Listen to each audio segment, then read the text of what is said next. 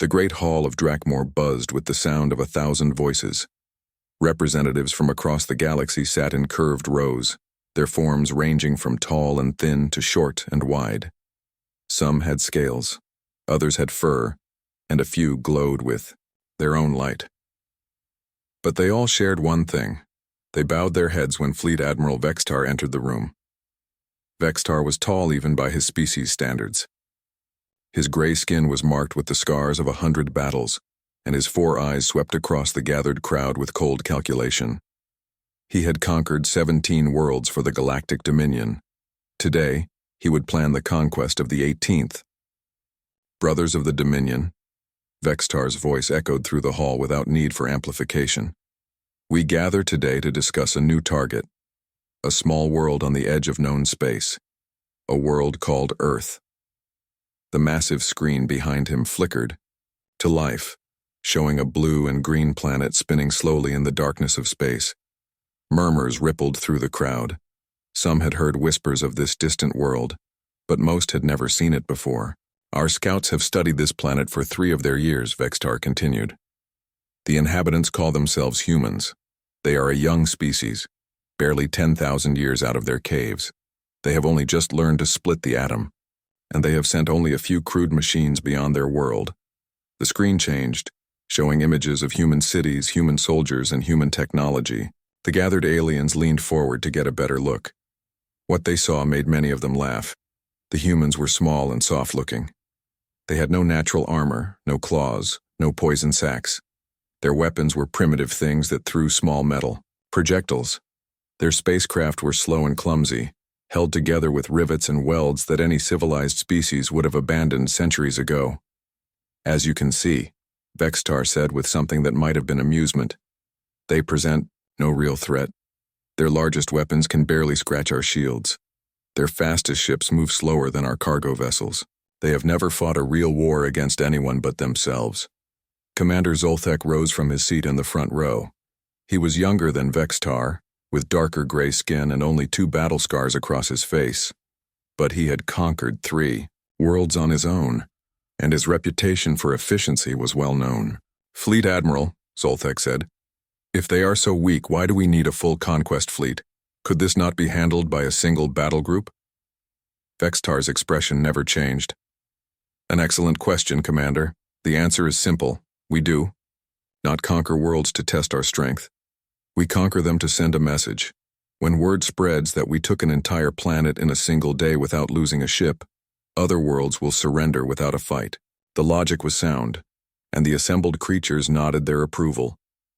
The Dominion had built its empire not just through strength, but through the careful management of fear. A quick, overwhelming victory against the humans would save them. Years of warfare elsewhere. Commander Zolthek, Vextar continued, you will lead the 47th Conquest Fleet. 300 of our finest warships, 50,000 elite troops, and enough firepower to crack the planet open if needed. Though I doubt you will need more than a demonstration. Zolthek bowed his head. It will be done, Fleet Admiral. How long do I have to complete the conquest? 1 solar rotation. The humans will surrender the moment they see our ships. After that, it is simply a matter of processing the population and claiming their resources. While the aliens planned their conquest in the cold halls of Drakmor, Dr. Han Wu-jin sat alone in his laboratory on Earth, staring at data that made no sense. The young Korean astrophysicist had been tracking gravitational anomalies for the past 6 months, and the readings were getting stronger every day. Wu-jin rubbed his tired eyes and looked at the numbers again. According to his instruments, there were massive objects moving at incredible speeds just beyond the edge of the solar system, objects that were decelerating as if preparing to stop. Still working late? Dr. Park Minji asked as she entered the lab. She was older than Wu-jin, with gray streaking her black hair and laugh lines around her eyes. She had been his mentor since he joined the research station 3 years ago. The anomalies are getting stronger, Wu-jin said without looking up from his screen. Whatever is out there, it's big, maybe as big as our moon. Minji sighed and sat down beside him. Wu-jin, we've been through this. Your instruments are picking up background radiation from the galactic core. It happens every few years when the solar wind shifts. But look at the pattern, Woojin insisted, turning his screen toward her. This isn't random background noise. These objects are moving in formation. They're following flight paths. Minji looked at the data for a long moment, then shook her head. Flight paths? You think aliens are coming to Earth? Woojin, I know you love science fiction movies, but this is real life. If there was intelligent life out there, don't you think someone would have noticed by now? Woojin turned back to his screen, frustration clear in his voice. Maybe someone has noticed. Maybe that's why all the world's governments have been increasing military spending lately.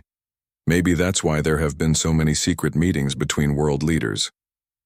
Or maybe, Minji said gently, there's a perfectly normal explanation for everything, and you're seeing patterns that aren't really there. When was the last time you went home and got a proper night's sleep? Before Woojin could answer, his computer made a soft chiming sound. New data had arrived from the Deep Space Monitoring Array. Woojin opened the file and felt his blood turn cold. The objects were no longer decelerating. They were accelerating again, moving faster than anything he had ever tracked before, and they were heading directly toward Earth. Minji, he said quietly, you need to see this. She looked at the screen, and for the first time in years, she had no scientific explanation to offer. The readings were clear and undeniable. Something was coming toward Earth, and it would arrive in less than 72 hours. 3,000 light-years away, Commander Zoltek stood on the bridge of his flagship, watching the stars stretch into lines as his fleet entered hyperspace. Around him, his officers worked at their stations with quiet efficiency. Everything was proceeding according to plan. Commander, his navigation officer reported, we will reach the human system in 71 hours, 43 minutes. Excellent, Zoltek replied. Send a message to all ship captains. I want full battle formation when we exit hyperspace. The humans should see our entire fleet at once. Fear is our greatest weapon. His communications officer looked up from her station. Sir, should we prepare a surrender demand in their language? Zoltek considered this for a moment. No. Let them struggle to understand us for a few hours first. Confusion will make them even more afraid. As his fleet raced through the darkness between stars, Zoltek allowed himself a moment of satisfaction. This would be the easiest conquest of his career. In 3 days, he would be the conqueror of Earth. In a week, he would be back on Drakmor, receiving honors from Fleet Admiral Vextar. He had no way of knowing that he was about to make the biggest mistake in the history of the Galactic Dominion. He had no way of knowing that the small, soft-looking creatures on that blue and green world would soon teach the galaxy a lesson it would never forget. The fleet continued its journey toward Earth, confident in its power and certain of victory. Behind them, the lights of Drakmor grew smaller and smaller until they disappeared entirely. None of them would ever see home again. The first sign that something was wrong came when Earth didn't respond to the Dominion fleet's arrival. Commander Zoltek had expected immediate panic transmissions, desperate attempts at communication, or at least some acknowledgement that the humans had seen his ships. Instead, there was only silence. 300 warships hung in space beyond Jupiter's orbit, their dark hulls gleaming with weapons that could level mountains. Each ship was larger than the biggest building on Earth, and together they represented enough firepower to turn the planet into floating rocks. Yet the humans said nothing. Communications officer, Zoltek said from his command chair. Are you certain they can see us? The young officer checked her readings again. Yes, Commander. Our ships are clearly visible to their primitive detection systems. Several of their observation stations have turned toward us, but they aren't transmitting any messages. Zoltek found this puzzling. In his experience, primitive species always tried to talk when they first saw Dominion ships. They would send frantic messages asking who the visitors were, what they wanted, or begging for mercy. The silence from Earth was unexpected. Perhaps they're too frightened to speak, suggested his tactical officer. Some species freeze when confronted with overwhelming force. Then we'll give them something to react to, Zoltek decided. Target the largest asteroid in this system, full plasma barrage. Let them see what our weapons can do. The asteroid he chose was massive, nearly 50 kilometers across. It had been drifting through space for millions of years, a chunk of rock and ice that posed no threat to anyone. In 3 seconds, it ceased to exist.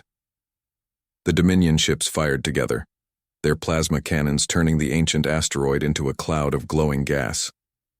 The display was visible from Earth with simple telescopes, exactly as Zoltek intended. Now the humans would understand what they faced, but still, Earth remained silent. On Earth, Dr. Han Woo-jin was no longer alone in his laboratory. General Ji. Kim Soo-hyun had arrived with a team of military analysts, and they were all staring at the same impossible readings. "How many ships?" General Kim asked quietly. 300, maybe more, Woo-jin replied. "Each one is huge, bigger than our largest aircraft carriers." General Kim had been a soldier for 30 years. She had served in conflicts around the world and thought she had seen everything war could offer. But this was something entirely new. "How did you fight an enemy that could travel between stars?" "Any response from the other world governments?" she asked. "The same as ours," replied Dr. Park Minji, who had been coordinating with research stations worldwide. "Everyone's watching, but nobody knows what to do. Some countries are launching their nuclear missiles, but they won't reach the alien ships for hours. And they probably won't do any damage when they get there," General Kim added grimly. "Any species that could cross space would have shields that could stop human weapons." "General," Woo-jin said suddenly, "one of the alien ships is moving. It's coming toward Jupiter." They watched on the screen as a single ship broke away from the alien formation. It was heading for Jupiter's moon system, where several human mining operations were harvesting ice and minerals.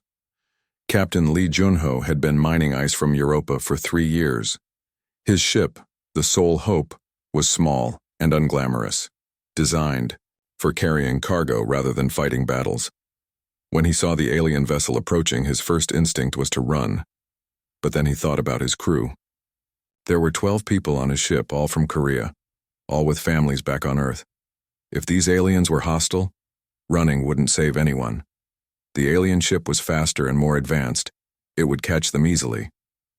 "Captain," his communications officer said, "I'm picking up a transmission from Earth. General Kim is ordering all civilian ships to retreat immediately." Junho looked at his instruments. The alien ship was closing fast, its weapons systems clearly visible on the hull. It was beautiful in a deadly way, with smooth curves and glowing panels that spoke of technology far beyond human understanding. "Sir?" his pilot asked. "What are our orders?" Junho made a decision that would change the course of human history. "Ramming speed," he said quietly. His crew stared at him in shock. "Sir, that's suicide," his engineer protested. "Maybe," Junho replied. "But if we're going to die anyway, let's make it count. These things need to know that humans don't surrender without a fight." The Sole Hope turned toward the alien vessel and pushed its engines to maximum power. It was a tiny thing compared to the alien ship, no bigger than a shuttlecraft. But it was moving at full speed, and its cargo hold was filled with refined metals and industrial explosives. The alien crew, confident in their superiority, didn't even bother to change course. They assumed the primitive human ship would move, out of their way at the last moment. When it became clear that the humans intended to ram them, they tried to adjust their position, but it was too late. The Sole Hope struck the alien vessel just behind its main engine array. The explosion was tremendous, visible from Earth as a brief new star. The human ship was vaporized instantly, but the alien vessel was crippled. Its engines failed, its weapons went offline, and it began to drift helplessly through space. "Commander." Zoltek felt his command ship shake as the shock wave from the explosion reached his fleet. For a moment he couldn't believe what he had just witnessed. A primitive human vessel had deliberately destroyed itself to damage one of his ships. "Damage report," he barked. "The destroyer of worlds has lost main power," his tactical officer reported. "Hull breach in 3 sections. They're requesting immediate assistance." Zoltek stared at the tactical display in disbelief. In 300 years of conquest, no primitive species had ever intentionally damaged a Dominion warship. Most surrendered before the first shot was fired. But these humans had launched a suicide attack with a mining ship. "Commander." his communications. Officer said, "We're receiving transmissions from Earth. They're not surrender offers." "What are they saying?" "It's difficult to translate, but the general message seems to be a challenge. They're inviting us to come and fight." On Earth, engineer Choi Tae-hyun was working frantically in a military research facility, surrounded by pieces of alien technology recovered from meteorites and crashed probes over the years. Until today, nobody had known where these strange materials came from. Now it was obvious. "The metal has an unusual crystalline structure," he explained to General Kim over a video link. "It's incredibly strong, but it responds to electromagnetic fields in ways our materials don't. If we can figure out how their shields work, we might be able to disrupt them." Dr. Yoon Harry was in another laboratory, studying energy readings from the alien ships. As a quantum physicist, she understood things that military engineers couldn't grasp. She was looking at the problem from a different angle. "Their weapons use some kind of contained plasma," she told her research team. "But the containment field has to operate on specific frequencies to remain stable. If we could disrupt those frequencies, we could make their weapons explode in their own hands," finished her assistant, Dr. Nam Kyung-woo. Around the world, similar conversations were taking place in laboratories and military bases. Human scientists and engineers were doing what humans did best, learning from their enemies and adapting faster than anyone thought possible. The aliens had expected fear and surrender. Instead, they found a species that met their arrival with curiosity, defiance, and an immediate determination to understand and overcome alien technology. Commander Zolthek ordered his fleet to move closer to Earth. The humans wanted a fight? He would give them one. His ships could reduce their cities to ash in minutes. This brief act of defiance would soon be over, but as his fleet advanced toward the small blue world, he couldn't shake the memory of that mining ship's attack. No primitive species had ever done anything like that before. It suggested a level of determination that all his experience told him was impossible. He dismissed the thought. The humans had managed to damage one ship through sheer luck and suicide. Once his fleet reached Earth, their resistance would crumble under overwhelming firepower. It had to. The alternative was unthinkable. The Dominion had never lost a conquest before. They weren't about to start now.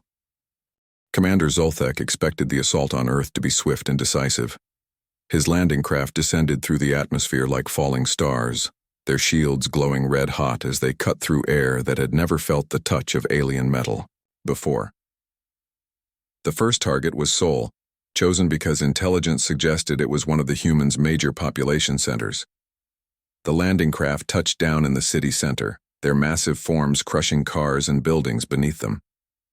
Hatches opened with hissing sounds, and Dominion troops marched out in perfect formation. They wore powered armor that could stop any human weapon, and their plasma rifles could melt through steel like butter. For a moment, the city was completely silent. Then the ground exploded. Sergeant Park Dong-yeon had been waiting in the subway tunnels beneath the city for 3 hours. His unit consisted of 30 regular army soldiers, armed with weapons that seemed pathetic compared to alien technology. But they had advantages the aliens didn't understand. "Remember," he whispered into his radio, "we don't try to fight their armor. We fight their equipment." The explosions came from charges planted in the city's infrastructure. Power lines, gas mains, water pipes, everything that made a modern city function suddenly became a weapon. The alien troops found themselves standing in water while electrical systems failed around them, creating a chaos their training had never prepared them for.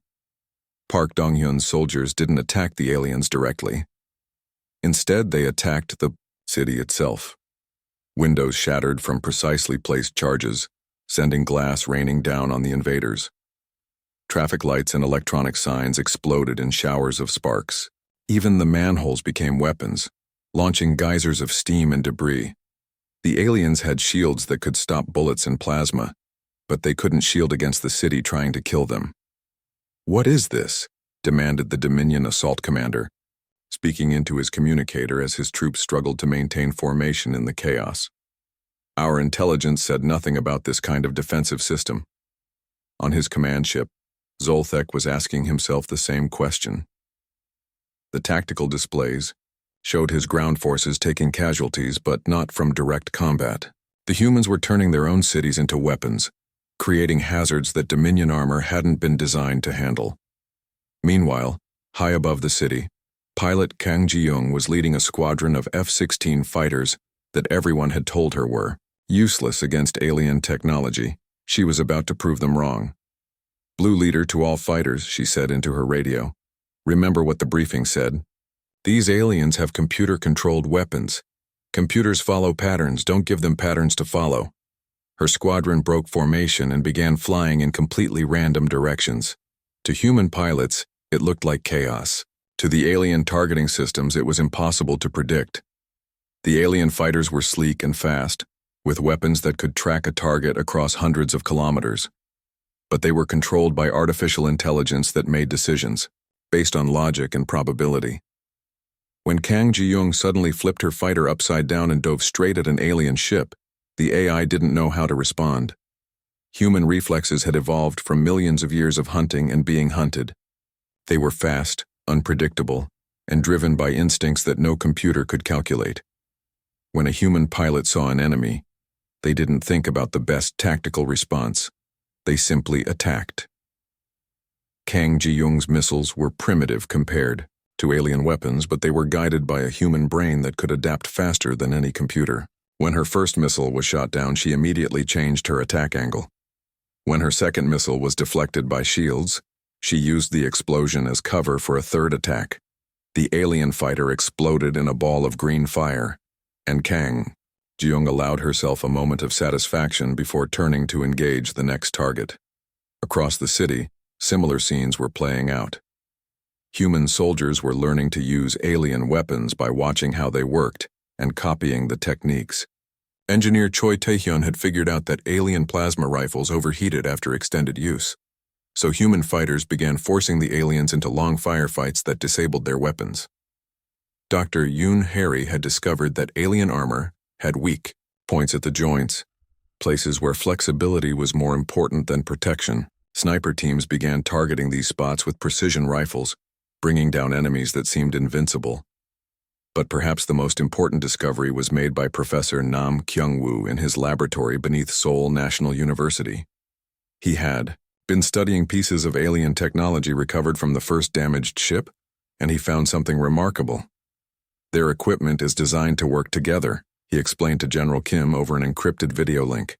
"Each piece talks to every other piece through quantum communication, but that means if we can disrupt the communication, their entire system stops working." "How do we do that?" General Kim asked.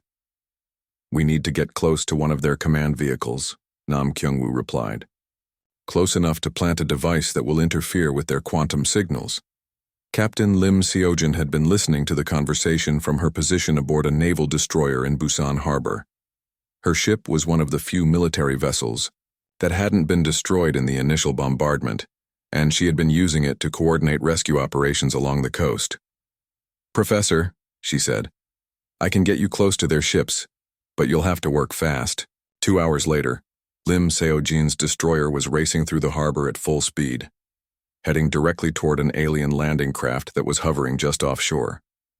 To the aliens, it looked like a suicide attack similar to the mining ship incident at Jupiter. They prepared to shoot down the primitive human vessel, but at the last moment Lim Seojin reversed engines and brought her ship to a stop just beneath the alien craft.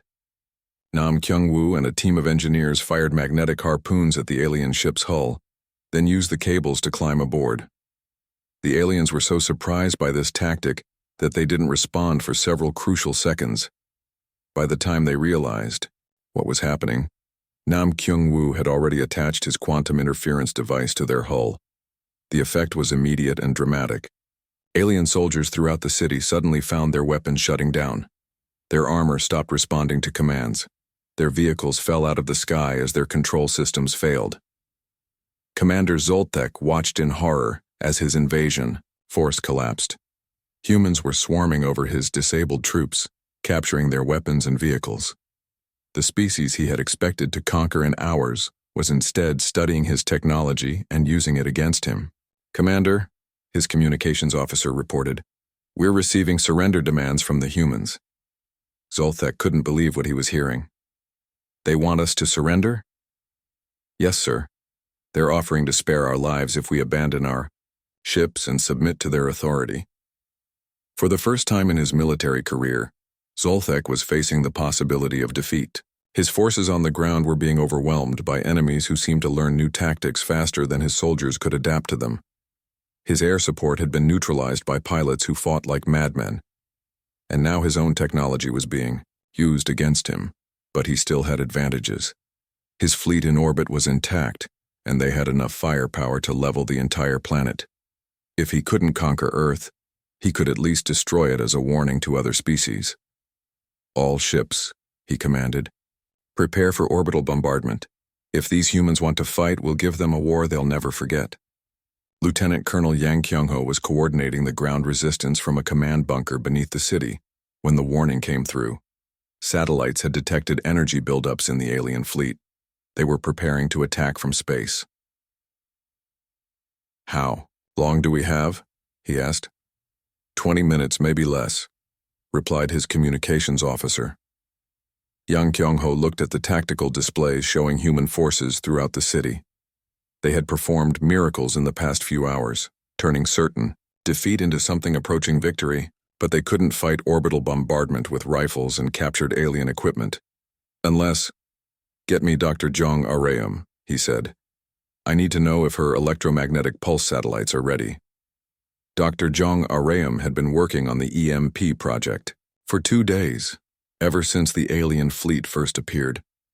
Her satellites were crude things built from commercial communications equipment and powered by nuclear batteries, but if her calculations were correct, they could generate electromagnetic pulses strong enough to disable alien electronics. "The satellites are in position," she reported, "but I can only guarantee they'll work once. After that, the aliens will adapt their shielding." "Once might be enough," Yang Kyung-ho replied. "Do it." High above Earth, invisible satellites suddenly came to life. They had been drifting in space like pieces of debris, ignored by the alien fleet. Now they unleashed electromagnetic pulses that washed over the Dominion ships like invisible tsunamis. For a few crucial seconds, every alien ship in orbit went dark. Their weapons powered down, their shields collapsed, and their engines stopped responding to commands. It was only a brief window of vulnerability, but it was enough. Human forces around the world launched everything they had. Nuclear missiles that had been racing toward the fleet for hours suddenly found their targets defenseless. Fighter squadrons that had been hiding in the atmosphere. The electromagnetic pulse that swept across the alien fleet lasted only 12 seconds. But in those 12 seconds, the balance of power in Earth's solar system changed forever. Dr. Song Hyun-woo watched from his control center as readings poured in from around the world. His modified satellites had worked better than he dared hope. Half the alien fleet was drifting powerless in space, their crews scrambling to restart systems that had never failed before. "Engineer An Ji-won," he called to his colleague. "How long before they adapt to our pulse weapons?" An Ji-won was studying the alien response patterns on her screens. "Not long. Maybe an hour before they figure out how to shield against the EMP. But look at this." She pointed to energy readings from the disabled ships. "Their backup systems are completely different from their main systems. They're having to restart everything manually." This was exactly what Dr. Song Hyun-woo had hoped to hear. The aliens were so advanced that they had forgotten how to operate their ships without computer assistance. When their automated systems failed, they were as helpless as children. Commander Oh Min-seo was taking advantage of this confusion. She had been a Navy pilot before the invasion, flying helicopters for search and rescue missions. Now she was climbing into the cockpit of a captured alien fighter, trying to understand controls that had been designed for completely different hands. "The weapon systems are actually simpler than I expected," she reported to her ground team. "It's all thought-controlled. You just think about what you want to shoot and the ship does it automatically." Her first test flight almost ended in disaster when the alien fighter responded to her thoughts faster than she expected. But Oh Min-seo had always been a quick learner, and within minutes she was flying the advanced craft as if she had been born to it. "This is incredible," she said over the radio. "These ships are so much faster than anything we have. And the weapons—" She paused as she locked onto an alien cruiser that was still trying to restart its engines. "The weapons are devastating." The alien cruiser exploded in silence, its hull splitting open like a flower as the captured fighters' plasma cannons tore through armor that had been designed to withstand anything humans could build. Around the world, similar scenes were playing out. Human pilots were climbing into alien vehicles and learning to operate them through trial and error. Human engineers were reverse engineering alien weapons and adapting them for human use. Most importantly, human commanders were discovering that alien technology was designed for a completely different kind of warfare. Lieutenant Colonel Yang Kyung-ho was coordinating the global counterattack from his bunker when he realized something that changed everything. "They fight like a single organism," he explained to General Kim during their strategy meeting. "Look at their movement patterns.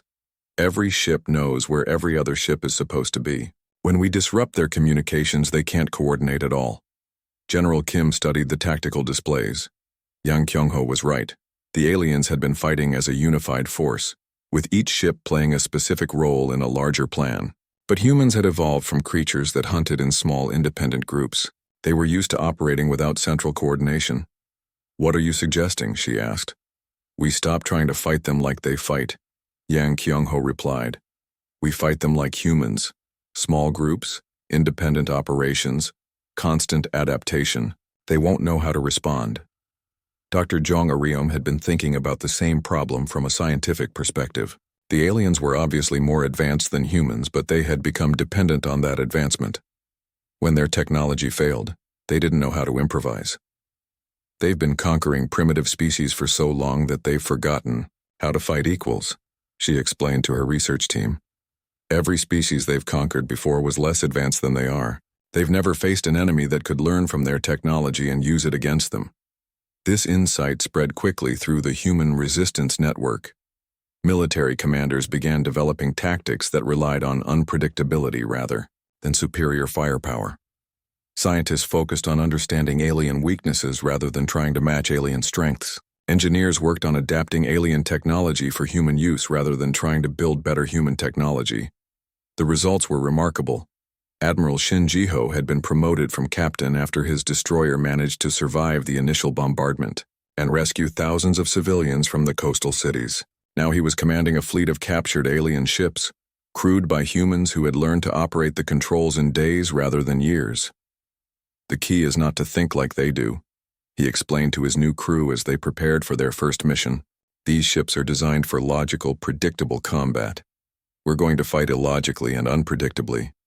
His target was a damaged alien battleship that was trying to reach the edge of the solar system for repairs. It was still dangerous, with enough firepower to level a city, but its engines were damaged and its shields were operating at half strength. A traditional space battle would have involved careful positioning, coordinated attacks, and systematic target prioritization. Admiral Shin Ji-ho did none of these things. Instead, his ships attacked from every direction at once, using tactics that made no tactical sense. Some ships flew directly at the enemy, forcing the aliens to divide their attention. Others hung back and fired randomly, creating the illusion of a much larger attacking force. A few ships ignored the main battle entirely and focused on destroying the alien ships' escape pods. The alien captain, trained in centuries of military tradition, couldn't adapt to an enemy that seemed to make decisions based on chaos rather than strategy. His weapon systems, designed to predict enemy movements, couldn't lock onto targets that moved without any apparent pattern. Navigation Officer Bai Yun-jin was flying one of the captured alien fighters in this battle, and she was discovering something remarkable about human reflexes. The alien ships were faster and more maneuverable than anything humans had built, but they were designed to be controlled by computers. When a human brain took direct control, the results were extraordinary. "I can feel what the ship wants to do," she reported to Admiral Shin Ji-ho. "The controls respond to thoughts, but human thoughts are faster and more flexible than their computer systems." She proved this by executing a maneuver that should have been impossible. As an alien interceptor dove toward her, she suddenly reversed direction and spun her ship in 3 dimensions simultaneously. The move would have torn apart any human-built fighter, but the alien technology could handle stresses that would destroy conventional aircraft. The pursuing ship, controlled by predictable AI systems, couldn't adjust to such an impossible maneuver. It flew straight into Bei Yunjin's plasma cannon range and was destroyed instantly. Tactical specialist Im Wusong was analyzing these battles from his position aboard Admiral Shin Jiho's flagship, looking for patterns that could be used to train other human pilots. The aliens are fighting the war they expected, he reported. They're using strategies that work against primitive species, but we're not primitive. We're different. This difference was becoming clear to Commander Zolthek as well. His invasion force was being systematically destroyed by an enemy that seemed to break every rule of warfare. Human pilots flew ships in ways that should have been suicidal but somehow worked. Human soldiers used captured weapons more effectively than the aliens who built them. Human commanders made decisions that appeared random but consistently achieved their objectives. "How many ships have we lost?" he asked his tactical officer. 143 confirmed destroyed, sir. 61 more are disabled and unable to retreat. The humans appear to be capturing them intact. Zolthek stared at the tactical display in disbelief. In less than 48 hours, he had lost more than 2/3 of his fleet to a species that hadn't even known of the Dominion's existence a week ago. "Sir," his communications officer said quietly, "I'm receiving a transmission from Fleet Admiral Vextar. He's demanding a status report." Zolthek knew what he had to tell his superior, but he couldn't quite believe it himself. The 47th Conquest Fleet, the finest military force in the Galactic Dominion, had been defeated by a species that still used chemical rockets to reach their own moon. "Send this message," he said finally. "Mission parameters have changed. The humans are not a primitive species. They are adapting to our technology faster than we can adapt to their tactics. Request immediate reinforcements and new strategic assessment." But even as he sent the message, Zolthek knew it was too late. The humans weren't just defending themselves anymore. They were learning from every battle, capturing every piece of alien technology they could get their hands on, and using it to become stronger. Fleet Admiral Vextar would receive the message in 3 days. By then, there might not be any Dominion ships left in the solar system to reinforce. The species that had been expected to surrender without a fight was instead teaching the galaxy a lesson about the danger of underestimating an enemy. The humans weren't just surviving the Dominion's attack, they were winning. 6 days after the first alien ship entered Earth's solar system, Commander Zolthek made the hardest decision of his military career. He ordered the surviving ships of the 47th Conquest Fleet to retreat. Of the 300 warships that had arrived with such confidence, only 47 remained operational. The rest had been destroyed, captured, or disabled by a species that the Galactic Dominion had dismissed as primitive cave dwellers. "Set course for Proxima Base," Zolthek commanded from his damaged flagship. "Maximum speed." His tactical officer hesitated. "Sir, what about the ground forces?" "We still have 12,000 troops on the planet's surface." Zolthek closed his eyes for a moment. Those troops were some of the finest soldiers in the Dominion military. Leaving them behind went against everything he had been taught about honor and duty. But staying to rescue them would only result in the destruction of the remaining fleet. "They're on their own," he said quietly. "Our priority now is to warn the Dominion about what these humans are capable of." But Admiral Shin Jiho had no intention of letting the alien fleet escape. He had spent the past week learning everything he could about alien technology, and he had come to an important conclusion. The Dominion ships were faster than anything humans could build, but they weren't faster than their own captured technology. All human-operated alien vessels, he broadcast on the captured communication systems, pursue the retreating enemy fleet. Do not allow them to reach hyperspace. The chase that followed stretched across the entire solar system. The fleeing Dominion ships had a significant head start, but they were damaged and operating with reduced crews. The pursuing human forces were flying captured alien fighters and frigates, vessels that were smaller but faster and more maneuverable than the massive battleships. Navigation Officer Bei Yanjin was leading the pursuit in her captured fighter. She had become one of the most skilled pilots in the human fleet, able to make the alien ships perform maneuvers that their original designers had never imagined. "Admiral," she reported, "I'm detecting hyperspace engine charging sequences from the lead enemy ships. They're trying to jump to faster than light speed." "How long before they can escape?" Admiral Shinjiho asked. "Approximately 18 minutes, sir. 18 minutes to prevent the aliens from reaching their base and reporting Earth's capabilities to the rest of their empire." Admiral Shinjiho knew that if even one Dominion ship escaped, the next invasion fleet would be larger, better, prepared, and far more dangerous. "All ships," he broadcast. "Maximum attack speed. Target their engines first, weapons second. We need to disable their hyperspace capabilities." The final battle of Earth's solar system was fought in the shadow of Neptune, with the ice giants, frozen moons serving as silent witnesses to humanity's first interstellar conflict. The remaining Dominion ships formed a defensive formation, using their superior firepower to hold off the pursuing humans, while their engines charged for the jump to hyperspace. But the humans had learned too much about alien technology to be stopped by conventional tactics. Tactical specialist Im Wusung had discovered something important about Dominion hyperspace engines. They required perfect synchronization between multiple ships to create a stable jump corridor. If even one ship in the formation was disabled, the entire group would have to restart the charging sequence. "Focus fire on the lead destroyer," he commanded the attack squadron. "That ship is coordinating the hyperspace calculations for the entire group." The human pilots dove toward the designated target like a pack of wolves attacking a wounded deer. Their captured alien fighters were smaller and more vulnerable than the Dominion warships, but they were piloted by beings who had evolved to hunt in groups. Pilot Kang Ji-young, who had distinguished herself in the defense of Seoul, led the attack.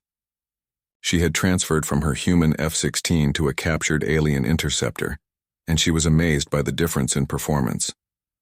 The alien ship responded to her thoughts almost before she finished thinking them, turning space combat into something that felt more like an elaborate dance. "Remember," she called to her squadron, "these computers can't predict random behavior. Don't think about tactics, just attack." Her ship scattered in all directions, approaching the target from angles that made no strategic sense. Some dove from above, others attacked from below, and a few flew directly toward the enemy's strongest weapons. The Dominion ship's defensive systems, designed to counter logical attacks, couldn't target enemies that seemed to ignore their own safety. Kang Ji-young's plasma torpedoes struck the destroyer's hyperspace generator just as it reached critical charge. The explosion was spectacular, sending cascades of energy through the alien formation and disrupting the hyperspace calculations of every ship in the fleet. "Hyperspace jump aborted," reported Bae Yeonjin from her position at the edge of the battle. "They're dead in space." Commander Zoltek watched in horror as his escape plan collapsed. The humans had somehow figured out the weakness of his formation in a matter of minutes, a weakness that had taken Dominion military engineers decades to perfect. "All ships," he commanded desperately. "Scatter formation. Individual hyperspace. Jumps." But it was too late. The human forces were already among his ships, using their superior maneuverability to target engines and weapons with surgical precision. Each Dominion ship that tried to charge its hyperspace drive was immediately swarmed by human fighters that seemed to appear from nowhere. Admiral Shinjiho coordinated the attack from his captured battleship, marveling at how quickly his human crews had adapted to alien technology. The ship's original crew would have needed hours to plan such a complex operation. His human officers were improvising new tactics in real time. "Sir," reported his weapons officer, "the enemy flagship is signaling surrender." Admiral Shinjiho allowed himself a moment of satisfaction. The species that had come to conquer Earth was now asking for mercy. But he knew that the real war was just beginning. "Accept their surrender," he ordered, "but maintain full alert. This is only the first fleet. There will be others." As the last Dominion ships powered down their weapons and submitted to human authority, Admiral Shinjiho was already thinking about the future. The aliens had shown them technology beyond their wildest dreams, but they had also revealed the existence of a vast galactic empire that saw Earth as nothing more than another world to be conquered. "Navigation Officer Bay," he called, I need you to analyze the captured star charts from the alien ships. How many worlds does the Dominion control? Bai Yanjin spent several hours studying the alien database before reporting her findings. What she discovered was both terrifying and inspiring. The Galactic Dominion controls approximately 2,000 star systems, she reported. They have a standing military force of over 50,000 warships, and they've been expanding for more than 5 centuries. And Earth? According to their records, Earth was classified as a minor primitive world, suitable for resource extraction, after minimal resistance. The invasion fleet we just defeated was considered more than adequate for the task. Admiral Shin Jiho absorbed this information quietly. The Dominion was vast, powerful, and experienced in conquest. Earth had won its first battle, but the war was far from over. How long before they send another fleet, he asked. Based on their communication protocols, the next invasion force will probably arrive within 6 months, Bai Yanjin replied. But it will be much larger and better prepared. 6 months to prepare for a war against an interstellar empire. 6 months to transform humanity from a single world species to something capable of defending itself against enemies with thousands of years of military experience. But Admiral Shin Jiho was no longer thinking defensively. The humans had proven they could learn alien technology faster than anyone thought possible. They had shown they could outfight enemy forces using captured equipment. Most importantly, they had demonstrated that the Dominion's greatest weakness was their inability to adapt to new forms of warfare. Prepare a message for all world governments, he ordered. We need to discuss our next move. The message that went out to every capital on Earth was simple but revolutionary. Humanity would not wait for the next invasion. They would take the war to the enemy. Using captured alien ships and technology, human forces would strike at Dominion bases before reinforcements could reach Earth. They would liberate worlds that had been conquered by the Empire. They would show the galaxy that Earth's children were not victims to be harvested, but warriors to be respected. The species that had expected to conquer humanity in a single day had instead awakened something they didn't understand. They had given humans access to advanced technology, knowledge of galactic civilization, and most importantly, a target for humanity's greatest strength, the ability to adapt, learn, and overcome any obstacle. Fleet Admiral Vextar would receive Commander Solthek's final transmission in 2 days. The message would be brief and shocking. Earth has fallen. Not to us, to them. The 47th Conquest Fleet no longer exists. The humans are coming.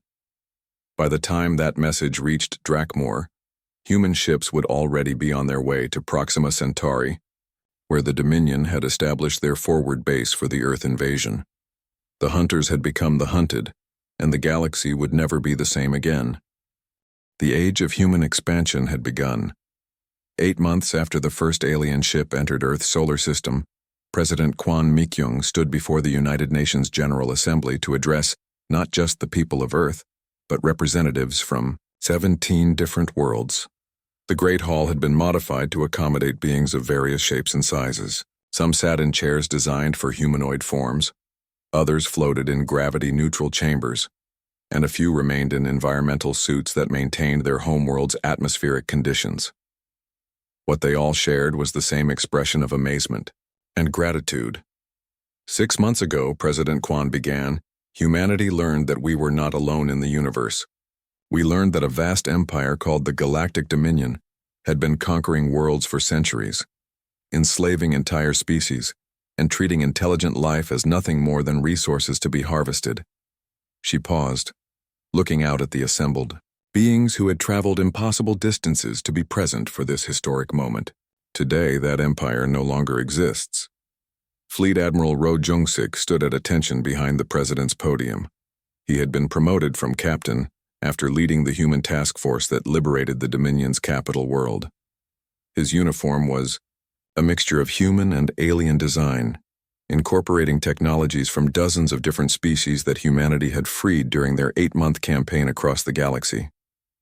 The liberation of Drakmor, the Dominion's fortress world, had been the culmination of humanity's strangest war. Instead of seeking conquest or revenge, Human forces had arrived with an offer that no species in galactic history had ever made: conditional peace. Surrender your weapons. Admiral Rowe had broadcast to the terrified Dominion leadership. Abandon your policies of aggressive expansion. Join us in building a new galactic community based on cooperation rather than domination. Do this, and we will guarantee your species' survival and prosperity. The offer had been so unprecedented that many Dominion leaders initially thought it was a trick. No conquering species had ever offered mercy to their enemies. Victory in galactic warfare traditionally meant the complete subjugation or extinction of the losing side. But humanity had proven to be unlike any species the galaxy had ever seen. Security Chief Seo Dongmin had been responsible for implementing the peace agreements on former Dominion worlds. His job was to ensure that species which had been enemies for centuries could now coexist safely. It was a task that required not just military skill, but an understanding of psychology and diplomacy that few humans possessed. The key, he explained to his staff during a briefing, is to remember that most of these species never chose to be part of the Dominion. They were conquered, just like Earth was supposed to be. Now they're free for the first time in generations, and they don't know what to do with that freedom. The transformation of galactic civilization had been remarkably swift. Within weeks of the Dominion's collapse, species that had been enslaved for centuries were establishing their own governments, rebuilding their cultures, and reaching out to make contact with other liberated worlds. Xenobiologist Dr. Yu Jinhee had been instrumental in establishing communication protocols between species with completely different forms of consciousness. Her work had made possible the galactic assembly that was now taking place in the UN building. Each species thinks differently, she had written in her report to the UN. What humans consider logical behavior might seem insane to a species that evolved from hive minds. What they consider normal social interaction might terrify a species that evolved as solitary hunters. The miracle is not that we can communicate with them, but that they want to communicate with us. The reason for this desire was simple. Humanity had done something that no other species in recorded galactic history had accomplished.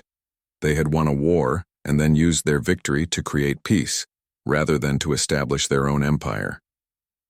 Ambassador Baek Sun-hee was humanity's first representative to the new Galactic Assembly.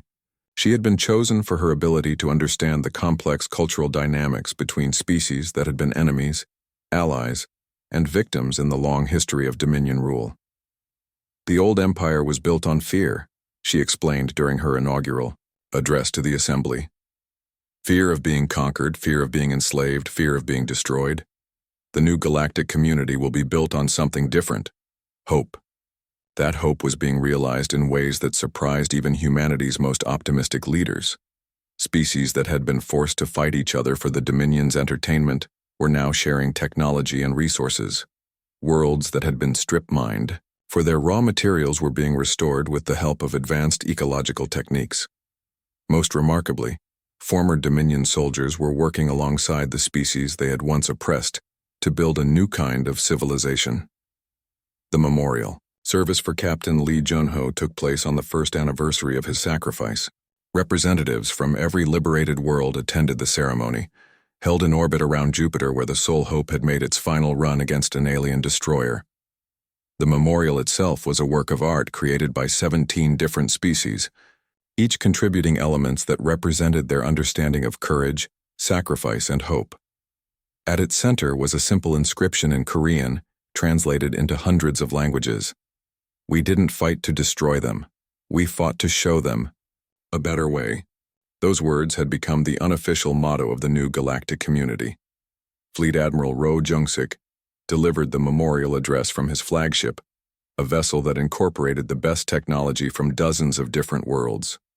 The ship was crewed by humans and aliens working side by side, a living symbol of what the galaxy could become when species chose cooperation over conquest. Captain Lee Jun-ho fired the first shot in humanity's war against the Galactic Dominion, Admiral Roh said.